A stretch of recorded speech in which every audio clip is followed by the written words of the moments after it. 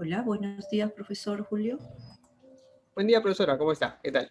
Buenos días, jóvenes, ¿cómo están? Buenos Bienvenidos. días, profesora. Les saluda María Luisa Alvarado.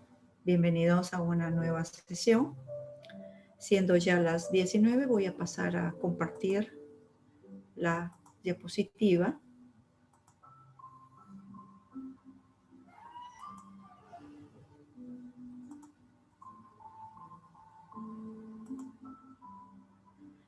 Bien, como usted verá en la diapositiva, ¿se observa bien? ¿Sí? Sí, Jóvenes, profesora. Sí, profesora. muchas gracias. Como usted verá, mira, es una nueva unidad, la unidad 10. Ya estamos ya en la penúltima unidad, ¿no? Y esta unidad, como ustedes ven ahí, se titula Taxonomía y Diversidad Biológica, ¿correcto?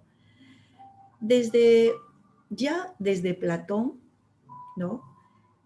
Platón, siendo un sabio, ya observaba la diversidad, ¿correcto? Entonces, como todo sabio, ¿no? Y veía seguramente que la diversidad que existía, el hombre se beneficiaba de eso a través de los recursos naturales, ¿no? Entonces, él observaba que había una necesidad, ¿no? De identificar, había una necesidad de describir, ¿no? Y poco a poco, ¿no? Había la necesidad de clasificar esa diversidad para poder, ¿no es cierto?, no solamente utilizar, sino conocerla, ¿correcto?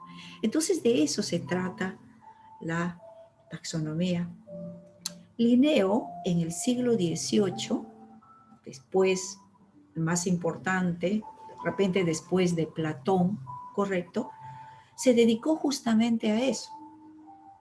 Creó las reglas o las categorías taxonómicas para clasificar a los seres vivos, ¿correcto? Las identificó y las puso un nombre. A eso se llama nomenclatura, ¿correcto? Entonces, aquí también lo que vamos a hacer no solamente es identificar las categorías taxonómicas según Linneo, que es el padre de la taxonomía, sino también de identificar las reglas de la nomenclatura, las reglas que sirven para darle un nombre a la especie, ¿correcto? Luego de eso, vamos a ver cómo evolucionó el sistema de clasificación, porque así está en su libro, ¿no? Primero tuvo 2 ramitas, luego tuvo 3 ramitas, luego tuvo 5 ramitas, y ahora tiene como 6 ramas, ¿correcto? Es el árbol de la vida, ¿no? Y luego, una vez que hemos identificado los reinos, ¿no?, que es la penúltima categoría, digamos, en el árbol de la vida, entonces vamos a identificar las características en cada reino. Entonces, que tiene como objetivo no solamente que usted conozca, sino compare, ¿correcto? Entonces, entre conocer y comparar, ¿correcto? Ahí se sustentan un poco las preguntas del examen de esta unidad. Probablemente, el próximo examen, me parece que es el 6º examen, ¿cierto?, va a contemplar esta unidad, la unidad 10, que es un poquito larga, ¿no? Entonces, vamos a proceder con la clase. Entonces, ¿qué dice aquí? Que la taxonomía, ¿no? Entonces, la taxonomía tiene 3 propósitos, ¿correcto? Identificar, describir y clasificar, ¿no? Identificar, describir y clasificar, ¿correcto? Y clasificar, ¿según qué?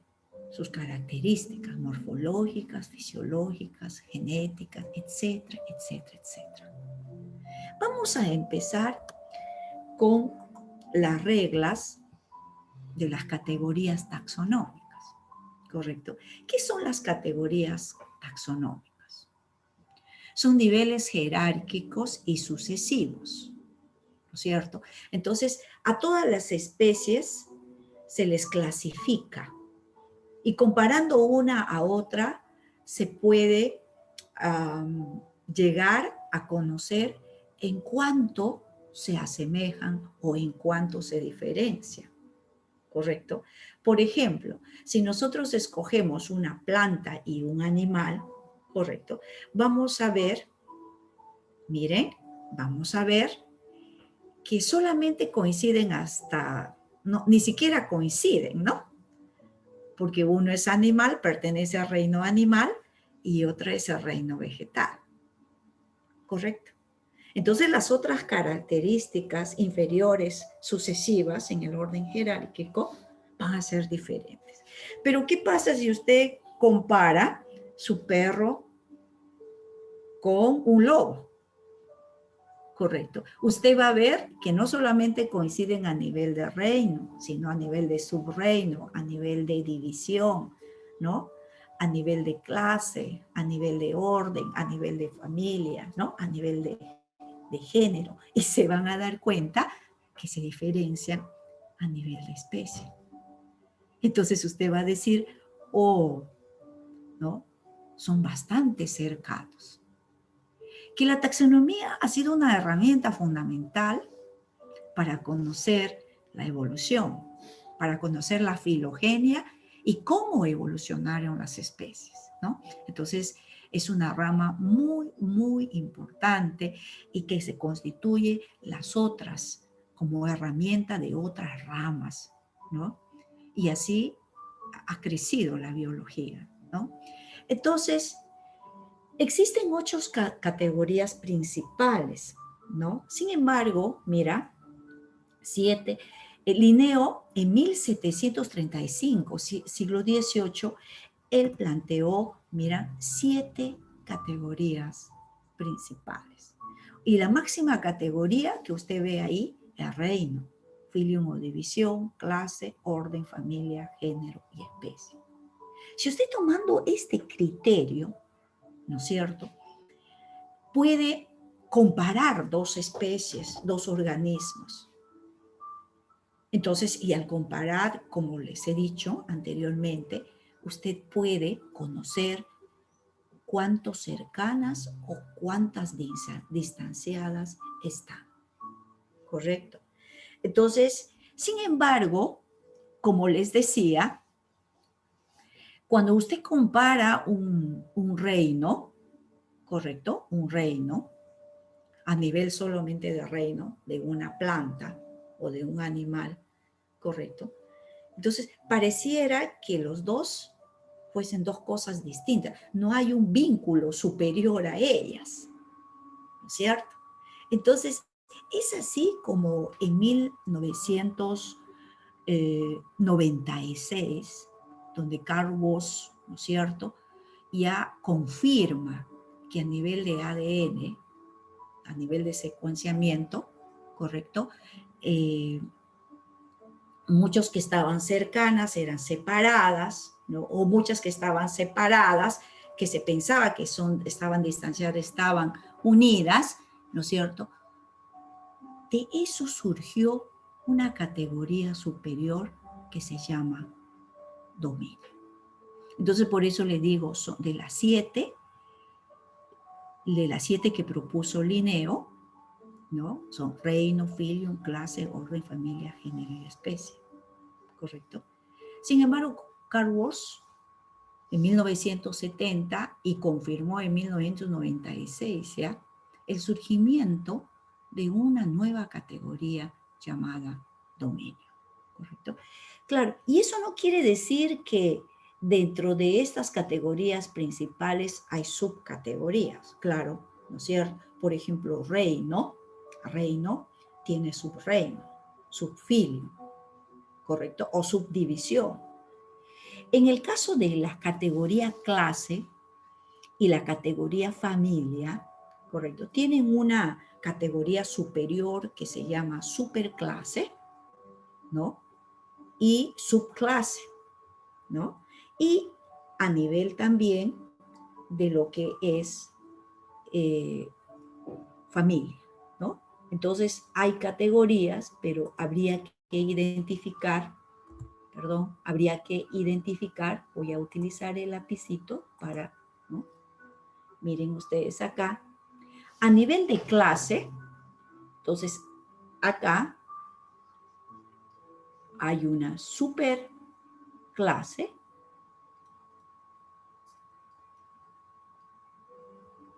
y a nivel de acá, antes de orden, correcto, hay una subclase. Todas las demás categorías tienen sub, pero a nivel de clase y a nivel de familia, entonces aquí está una superfamilia, correcto, y también acá está una subfamilia, correcto. Bien, esto en cuanto al sistema de clasificación. En cuanto a la nomenclatura, ¿no? La nomenclatura es el proceso para colocar un nombre a una especie nueva que se descubre, ¿correcto? Entonces, hay dos, la nomenclatura binomial y la nomenclatura trinomial. Miren ustedes, la nomenclatura binomial tiene dos componentes. La primera palabra, que es para el ejemplo, que es pantera, ¿no? Es el género, ¿no? Seguido de la especie. Si usted ve aquí en el sistema de clasificación, el género y la especie son las dos categorías más reducidas, ¿correcto? Entonces el nombre científico en la nomenclatura binomial está formado por dos categorías principales, género y especie, ¿correcto? Ahora, usted también se dará cuenta acá que la primera letra del género, que en este caso P, es mayúscula y todas las demás son minúsculas. Sin embargo, en la especie no existe letra mayúscula. Todas son minúsculas. Aparte de que Linneo utilizó el latín para el género y para la especie, también sintió la necesidad, como es un nombre universal, ¿no?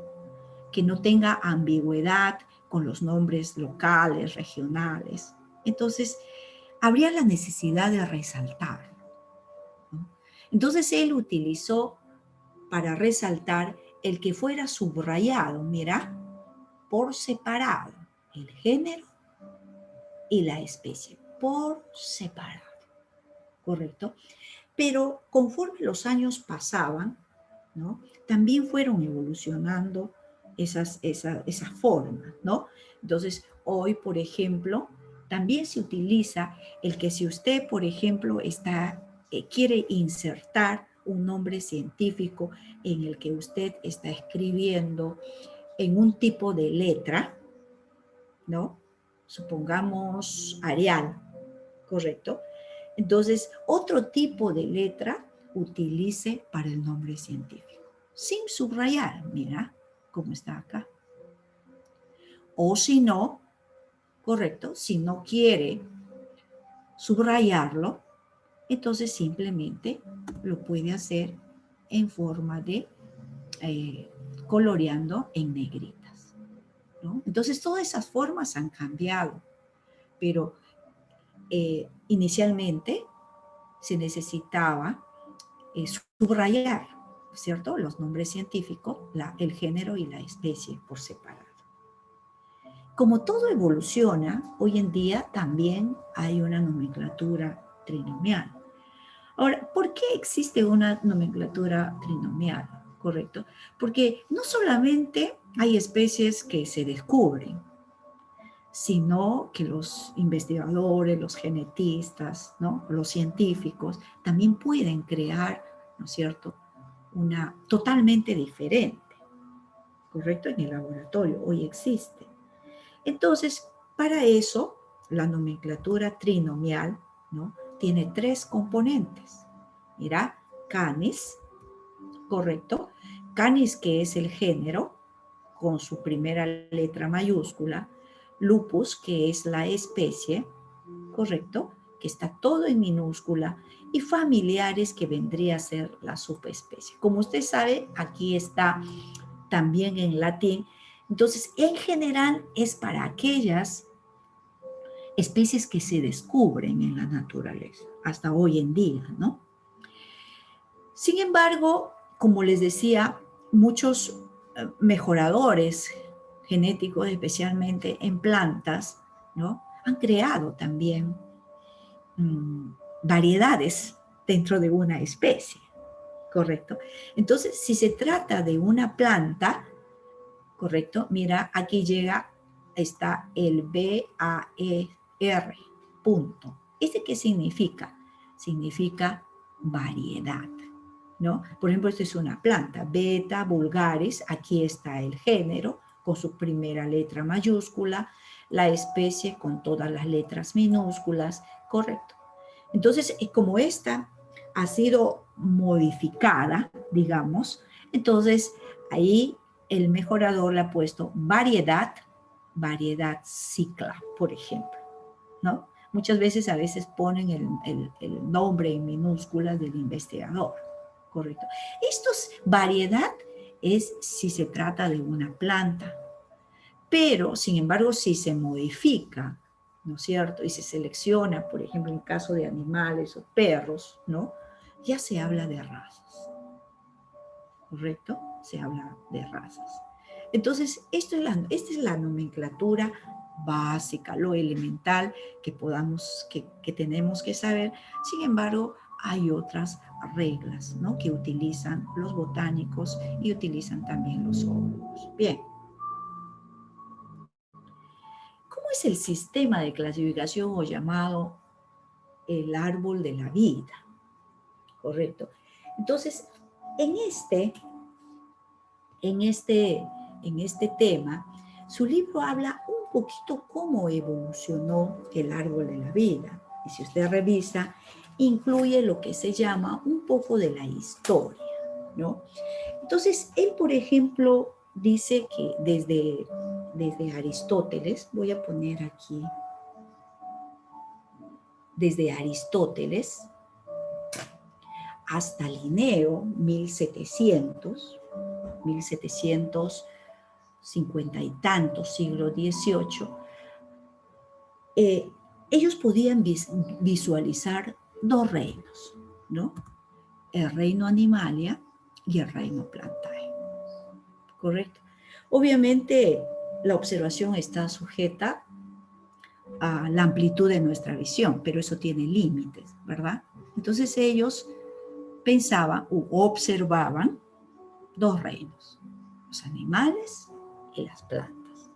Probablemente, qué sé yo, pues las algas multicelulares que ellos observaban en los ríos o en los mares, ellos los clasificaban dentro de las plantas, ¿correcto?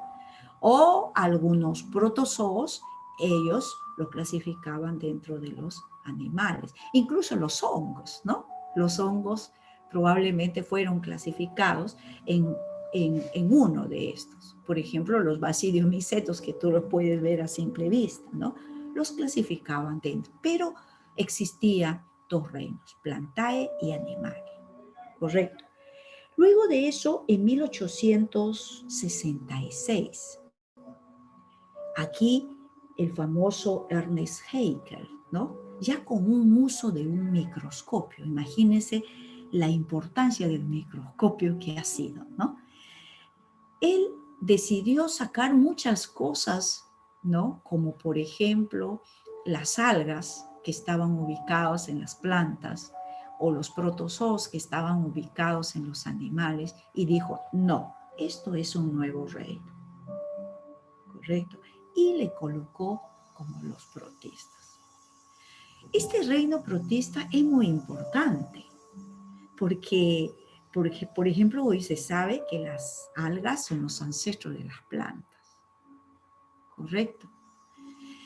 Ahora, 100 años después aproximadamente, ¿no? 1969, Whittaker, correcto, Robert Whittaker, ¿qué propuso? Probablemente, como le decía, sacó a los hongos de las plantas, ¿correcto? Y dijo de que las bacterias, o sea, las bacterias y las arqueobacterias, los colocó en un mismo reino. O sea, los colocó en el reino Monera. ¿Correcto? En el reino Monera. A ver, lo voy a colocar.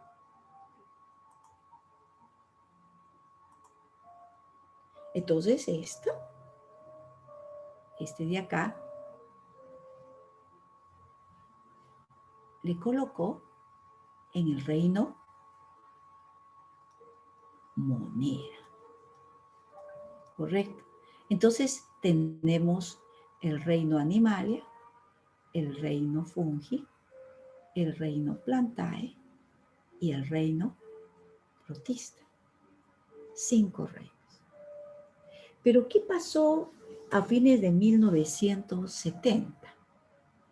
Carl Woese, que ya era un científico que hacía secuenciamientos de los DNA de los organismos vivos, ¿qué determinó, jóvenes? Determinó que este reino Monera, correcto, que era uno solo, era totalmente diferente. ¿Correcto? Así, lo separó. ¿No? Lo separó. Cada uno vendría a constituir lo que se llama un reino. El reino Arqueobacteria y el reino Eubacteria. Entonces, este reino Monera desapareció, ¿no? Entonces, si usted cuenta hasta ahí, entonces son 6 reinos. El reino Arqueobacteria y el reino Eubacteria. Pero su investigación fue más allá, ¿no es cierto? Porque si bien es cierto, todos compartimos un ancestro común, ¿correcto? Y este ancestro probablemente, ¿no? Lo hemos visto en evolución, probablemente hay evidencias de que fue un procariota, ¿correcto? Un procariota anaerobio, ¿correcto? Anaeróbico. Fue un heterótrofo,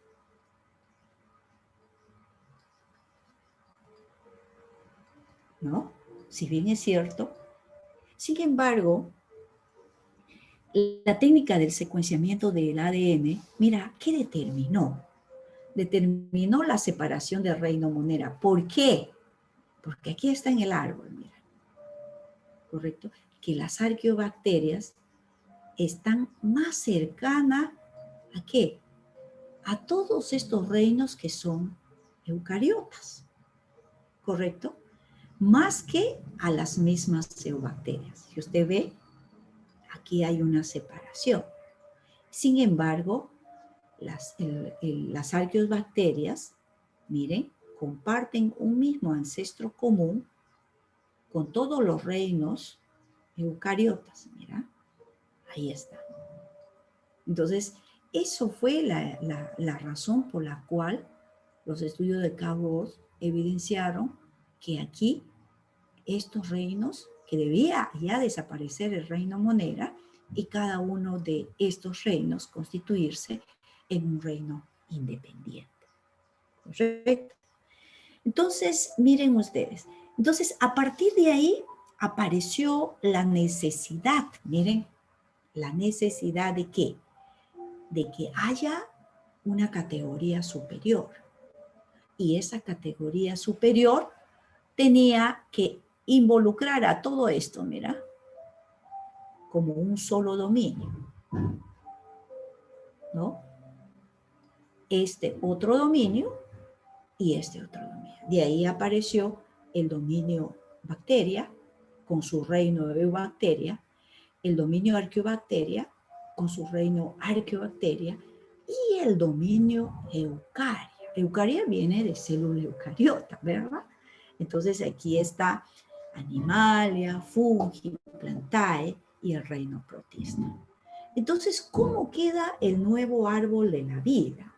Entonces, el nuevo árbol de la vida queda que la diversidad, ¿correcto?, está incluida en 3 dominios. Vamos a poner dominio bacteria, ¿correcto? Dominio bacteria, dominio arqueobacteria,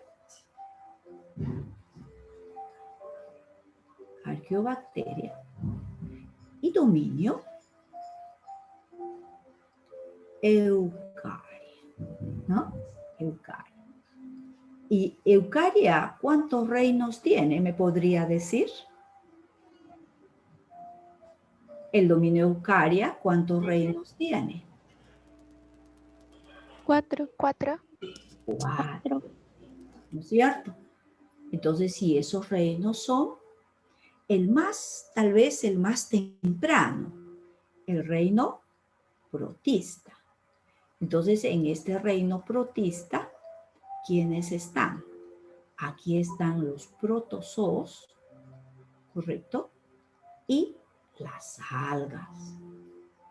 Bien. Están también el reino fungi, ¿correcto?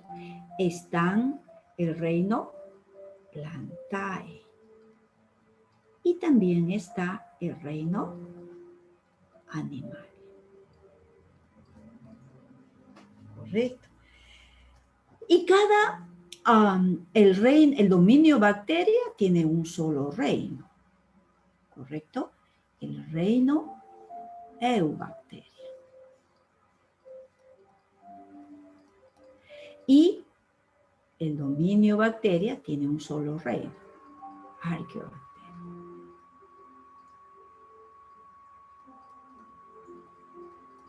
Bien.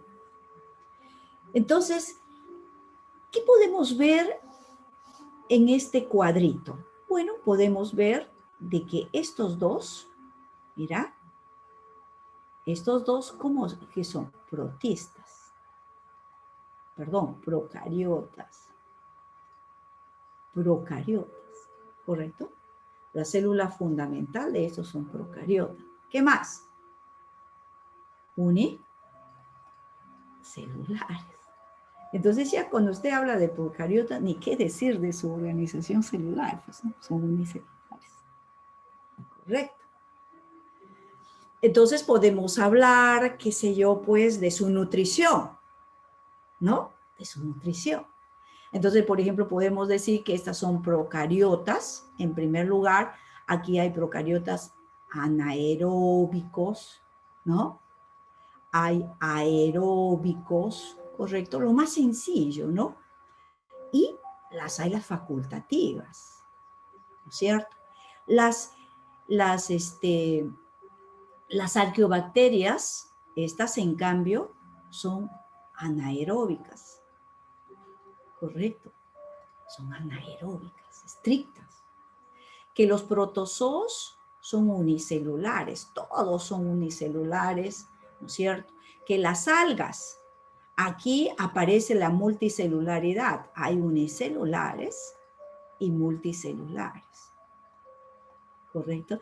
Y de estos multicelulares, ¿no?, aparecieron las plantas son multicelulares, ¿correcto? En el reino fungi también hay unicelulares, ¿correcto? Y hay los multicelulares, que también les llaman más correctamente los filamentosos. Ahí están los filamentosos, ¿no? Y el reino Animalia, que todos son multicelulares, o si ustedes quieren, pluricelulares, ¿no? Porque no solamente tienen muchas células, están hechos de muchas células, sino de muchos tipos de células, ¿correcto? Y todas ellas, ¿no? Son eucariotas. ¿Se dan cuenta? Entonces, ya nosotros estamos comenzando aquí a describir, a comparar, y de eso se trata, ¿no es cierto? Conocer cada reino con sus características, pero a su vez compararlos. De eso se trata, ¿no? No solamente identificar características, reconocer características, sino también comparar y establecer diferencias entre ellas, ¿no? Ahí está. ¿Alguna pregunta hasta ahí? ¿Alguna pregunta?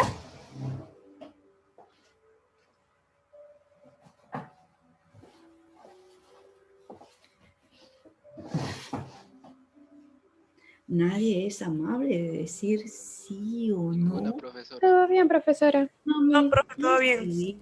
Eso, ¿no es cierto? Porque el quedarse callado significa no entendí nada, no me interesa, ¿no es cierto? Pero siempre existe una manera cortés, ¿no? Porque si yo le pregunto es porque estoy interesada que haya entendido, ¿no es cierto? Entonces devuelvan eso también, ¿no es cierto? Como una cortesía, ¿no? Eso nos abre muchas puertas, jóvenes. Por favor. Bien. Vamos a ver, una vez que hemos visto esto, les he puesto las preguntas que ustedes, con lo que hayan escuchado, ustedes pueden resolver estas dos preguntas. A ver, vamos en la primera. ¿Qué usted me dice?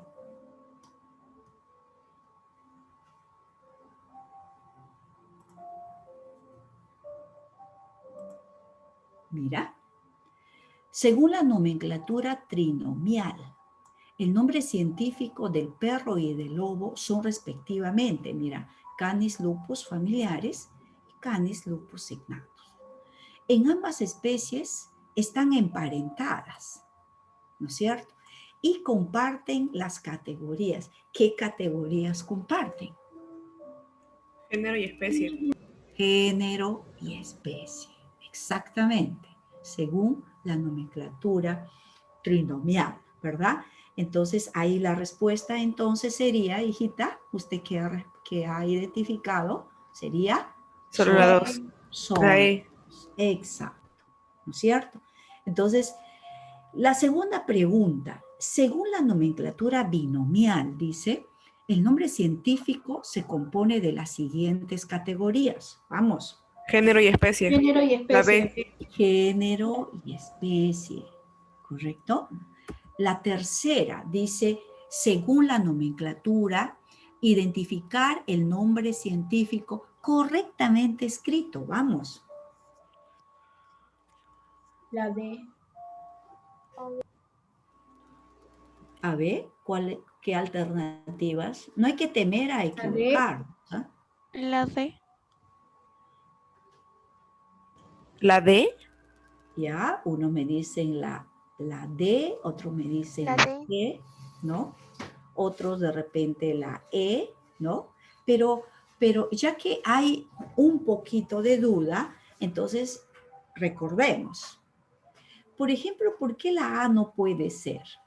Porque simplemente la especie debe estar escrita con todas las letras minúsculas, y aquí hay una mayúscula. ¿Por qué no puede ser la B? Porque el género, la primera letra del género debe ser mayúscula y aquí es minúscula, ¿correcto? ¿Por qué la C no puede ser? Porque nunca un nombre científico puede ir entre comillas. Eso no existe, ¿correcto? No está dentro de las reglas. ¿Por qué la D puede ser? Pues la D puede ser porque, bueno, el género, la primera letra con mayúscula, todas las letras de la especie con minúscula, y que yo podría suponer que no está, digamos, resaltada, ¿no? Yo podría suponer de que está resaltada con la letra cursiva, ¿correcto? ¿Por qué? Porque en la D todo está bien menos lo resaltado. O sea, el género debe estar subrayado por separado. Y aquí está, es un solo subrayado que incluye al género y a la especie. Por lo tanto, la respuesta es la D, ¿no es cierto? Entonces, todas esas cositas que hemos aprendido, todas esas cositas valen, ¿no? Y si usted está bien ubicada, atenta, con buen ánimo, ¿no es cierto? Todo debe salir bien, ¿correcto? Entonces aquí es la D. En cuanto a la pequeña historia que hemos hecho y cómo se ha ido construyendo el árbol de la vida, ¿no? Vamos, y los científicos que propusieron. Por ejemplo, Plantae y Animalia es de la época, ¿de qué época? Un árbol de la vida, Plantae y Animalia, es de Carlos Linnaeus, Taker, was, Haeckel, Linneo, ¿correcto? Desde Aristóteles hasta Linneo. El más antiguo aquí es Linneo, ¿no? Entonces el primer árbol solamente tenía 2 ramitas. Fungi y monera. A ver, hijito, fungi y monera. Whittaker. Muy bien, chiquita, muy bien, ¿no? Entonces aquí en este monera estaba Eubacteria, el reino Eubacteria y Arqueobacteria, ¿no es cierto? Y Arqueo. Bien. Eubacteria y Arqueobacteria. Carus. Eso, muy bien. Gus, ¿no? Fue el que separó Monera, ¿correcto? Separó en Monera en 2 reinos distintos, Eu y Arqueobacteria, ¿no? Y finalmente, Haeckel, el reino protoctista, también llamado protista, donde están las algas y los protozoos.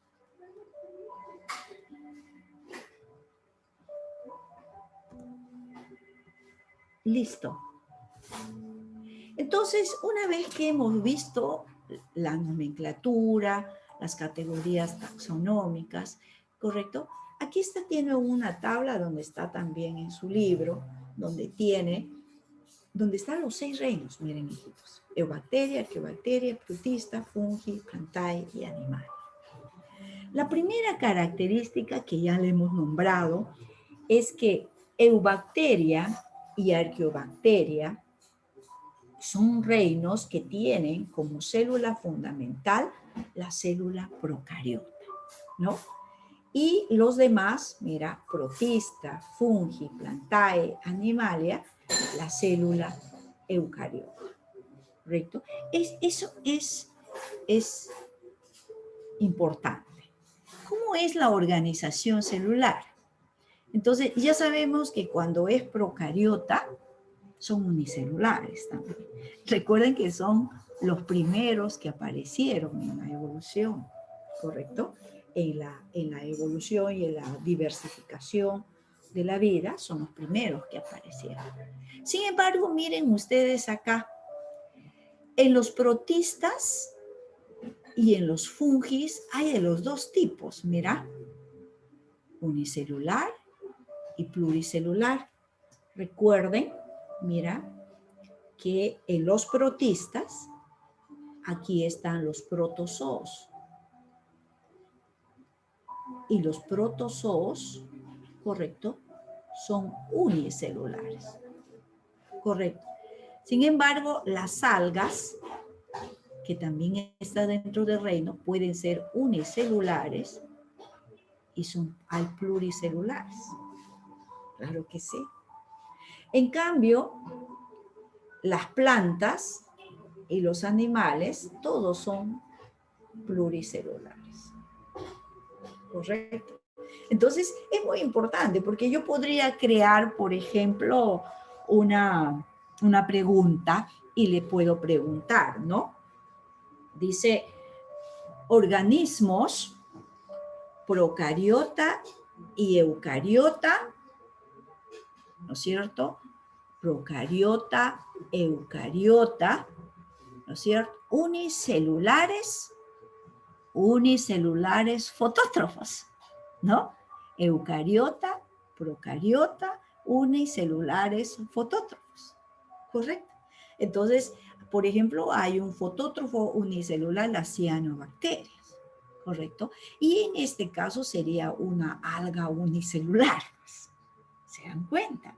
Entonces, qué importante es tener las características, pero ordenadas, teniendo en cuenta los reinos, nada más. La pared celular siempre ha sido una estructura que se utiliza en las preguntas, ¿correcto? No solamente quienes tienen, sino también su composición. Por ejemplo, en el caso de las eubacterias y las arqueobacterias, mira, en las eubacterias péptido, glucano o mureína. Todos. ¿No? Todos.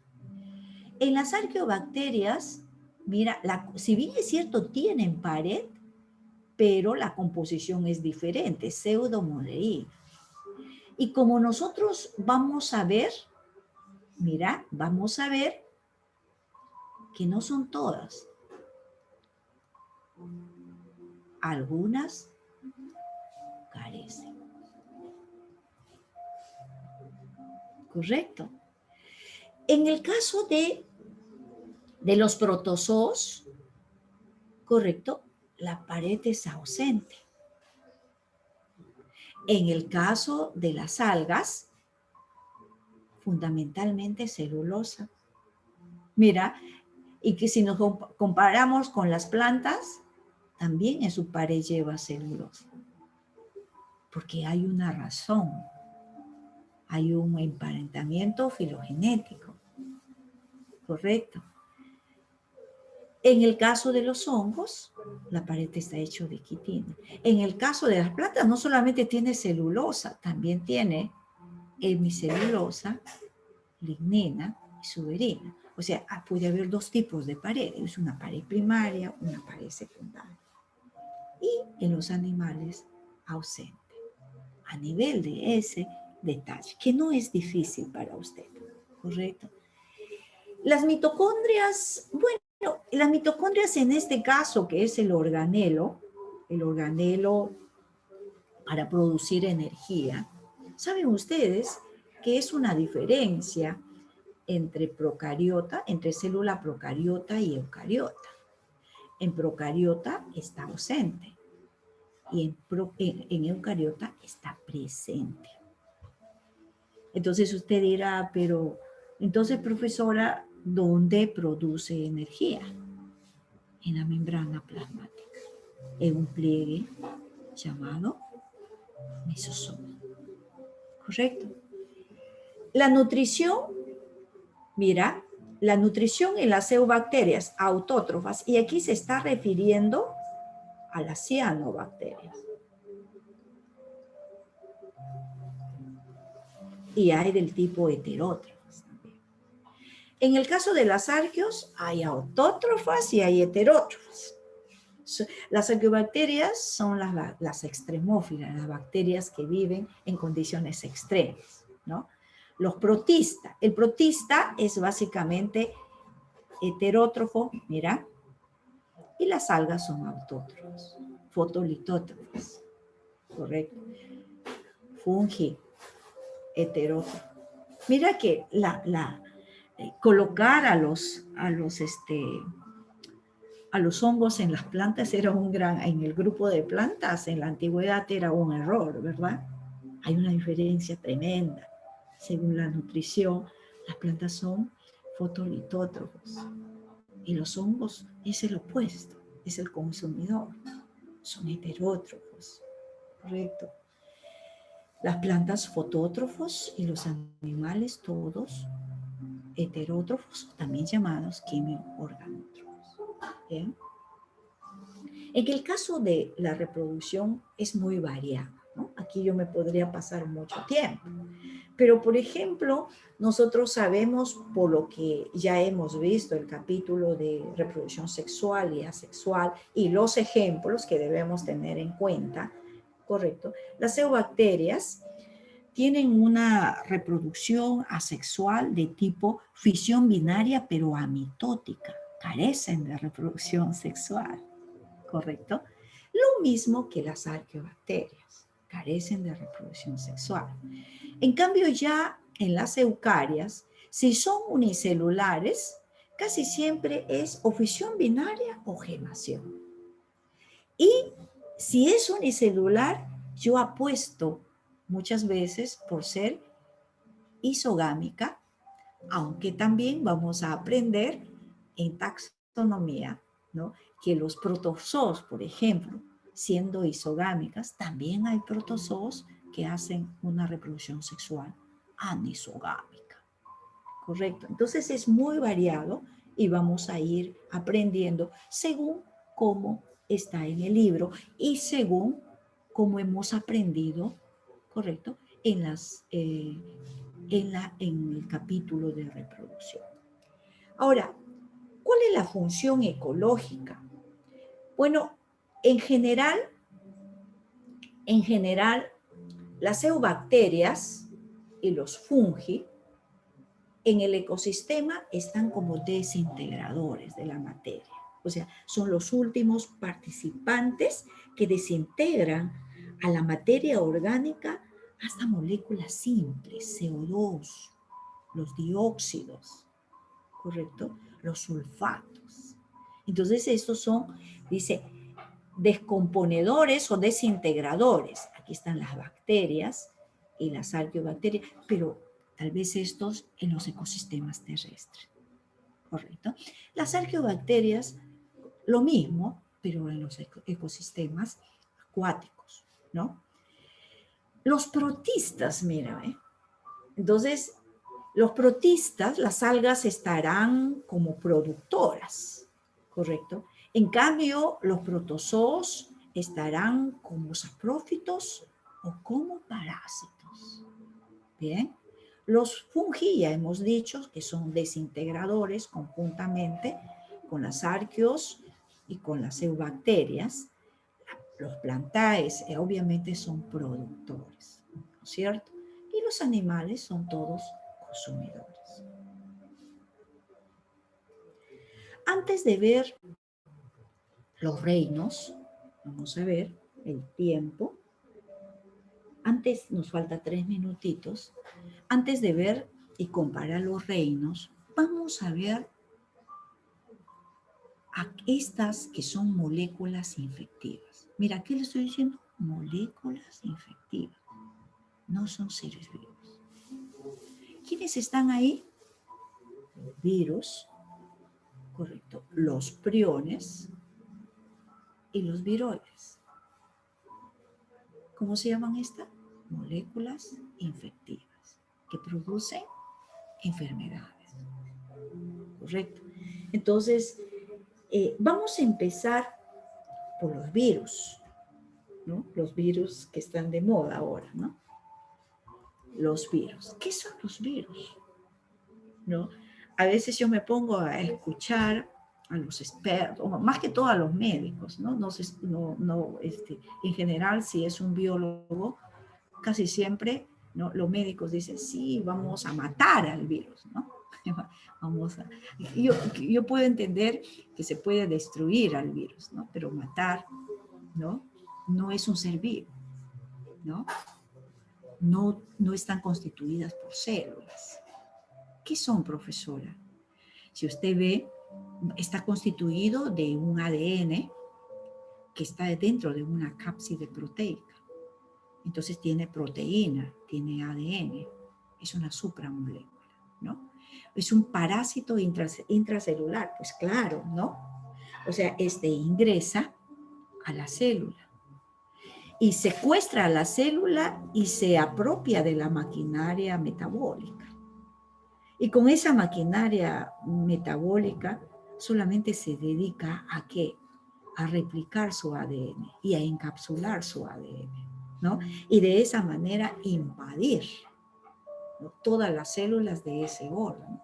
Eso es lo que pasa con el pulmón, ¿no? Eso es lo que pasa con el pulmón. Y hay mucha gente que no le pone mucha atención a veces, a pesar de que están en las redes, están los expertos en la televisión, ¿no? Y no.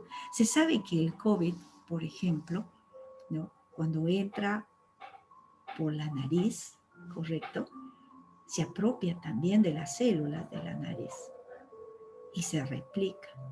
Por eso es que usted debe permanecer con su mascarilla. Y una persona asintomática que no muestra y que va por ahí, ¿no es cierto?, sin considerar a los demás, está produciendo. Por eso es que la capacidad de infectarse, o sea, no solamente es específica a las células del pulmón que entra, sino que también a las células aquí de la nariz. Entonces ahí se replica. Y con la exhalación se libera hacia el exterior. ¿Por qué le dicen a ustedes, oye, peruanos, no se vayan a reuniones congestionadas? Por eso, jóvenes. ¿Por qué le dicen, mira, sabe qué, póngase bien? Si va con una mascarilla, póngase bien. Y la gente pone pretexto, ¿no? Que siento calor, que no, que esto, que todos. Pero hay que ser consciente. Hay que pensar en nosotros. Por lo menos piensen en sus familiares, en sus abuelos, en las personas mayores. Usted puede estar llevando. Yo vivo frente a un parque. Y los jóvenes flexibilizan rápidamente. Pues no me da la gana, yo soy así, ¿no? A mí nadie me puede ser. Y muchas veces no solamente es ignorancia, lo más triste que es soberbia, ¿no? Yo soy hijito de papá, hijita de mamá, hago lo que quiero, tengo dinero y me da lo mismo. Me divierto, me voy, no flexibilizo las reglas, ¿no? Y transmito el virus. ¿No saben ustedes que mientras nosotros no nos vacunen y alargamos el proceso de vacunación, estamos promoviendo que los virus se comiencen a aparecer nuevas cepas porque mutan? Entonces, si aparecen nuevas cepas, vamos a tener no solamente segunda cuarentena, vamos a tener tercer rebrote, cuarto rebrote. No vamos a poder salir de esto. Y actuamos de una manera al revés, ¿no? Yo entiendo que hay personas que tienen que salir a trabajar. En esto se ha revelado que el 70% de los peruanos es informal. Pero su deber es protegerse. Por lo menos hágalo por su familia. ¿Correcto? Entonces, por lo menos, aquí no le fastidia estar con una mascarilla. Sí, pero ¿qué voy a hacer? ¿No? Lo que yo no perdono a aquellos jóvenes, a aquella gente que sin tener el pretexto de trabajar, sale, se divierte, hace lo que se le da la gana, se va a juntarse con sus amigas, ¿no? Hacen sus fiestas, eso es lo que no se perdona. A ese no le falta recursos, pero sin embargo no se está comportando como un peruano. Todos tenemos que hacer. No vamos a alcanzar la inmunidad si no nos vacunamos, jóvenes. Eso es claro. Y mientras se postere la vacunación por corrupción, por la población la peor de todas es la soberbia y la ignorancia. Nos estamos disparando a los pies y exigimos que el gobierno haga algo para cambiar eso. No tiene poder el gobierno si nosotros no nos unimos a esa campaña. Protéjase, por favor. Protéjase. Ahora, las nuevas cepas son más efectivas. No se crea que el joven está pasando piola. Hay jóvenes que son susceptibles a las nuevas cepas y se están muriéndose. No solamente mueren sus abuelos, sus padres, sino que están corriendo riesgo ellos también. Cuídense, por favor. Tranquilos. Que hay tanto que hacer y que estudiar. Vamos. Profe, ya me he pasado 5 minutos. Sí, justo le iba a comentar, profesor. No se preocupe, retornamos en 10 minutos entonces. 11:15. Gracias. Gracias. Chicos, solo para comentarles a los que no están con la cámara encendida, por favor háganlo. Ya no quiero decirles háganlo o les pasa eso es terrible. Yo siempre les he dicho que las cosas hay que hacerlas por voluntad, por entender un sentido de lo que debe ser, ¿ya? Entonces, por favor, Mendieta Raza, por ahí Barra Suárez, Estefano Fabricio, Sánchez Dávila Caterina, etcétera.